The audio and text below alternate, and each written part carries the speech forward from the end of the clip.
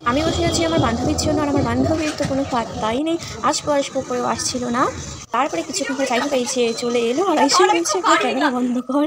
কিন্তু ওরা কি জানে এগুলোই তো আমার কন্টেন্ট। যাই হোক, ও এসেছিল আমাদের বান্ধবীর দিদি বিয়ে উপলক্ষে, সেই কারণে আমি আবদার যে ভাই আমাকে তুই মেহেন্দি পরিয়ে দে।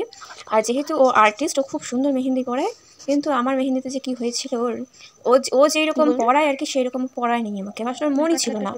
আমি জোর জবরদস্তি করে ওকে মানে বাধ্যতামূলক আমি বলেছি আমাকে তুই পরিয়ে দে। যাই হোক, ও কিছুটা মানে মজবুরি তো আমাকে পড়াচ্ছে। তো এই যে পড়াচ্ছে, এখন তোমরা দেখতে পাবে ও কীরকম মেহেন্দি পড়ায় আমাকে। না একদম যে খারাপ সেটা না, ভালো হয়েছে, কিন্তু ও আর কি যেরকম পড়ায় না সেরকমটা হয় না। ও কিন্তু খুব সুন্দর মানে আর্ট বলতে পারো, খুব সুন্দর সুন্দর জিনিস বানায়, আর্ট করে দারুণ। কিন্তু এই যে আমাকে পড়াচ্ছে, আর আমি এখানে মানে ভয়েসটা মিউট করে দিয়েছি, মানে ভয়েসটা এখানে দিইনি, কারণ হচ্ছে আমরা অনেক পিএনপিসি করেছি যেগুলো শোনানো একদমই যাবে না। হ্যাঁ, পরের দিন খুব সুন্দর অনেক দুই বান্ধবী এক জায়গায় হলে যা হয়, আমরা অনেক রকম নানা রকম কথা বলছি যেগুলো হচ্ছে শোনানো যাবে না। আমাকে পড়াচ্ছে মেহেন্দি, পড়ানো হয়ে গেলে আমি দেখাবো কীরকম হয়। ভালো হয়েছে এমন না ইসে হয়নি, কিন্তু ভালো হয়েছে, তো তোমরা দেখে নিও।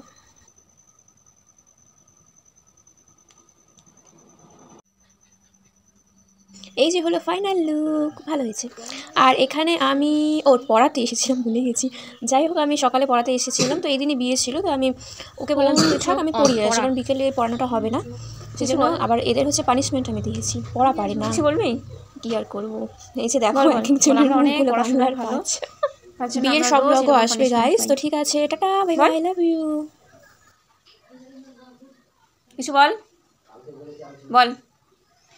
একজন পেয়েছে হচ্ছে কত 2.5, আর একজন হচ্ছে 6। কেমন মজা?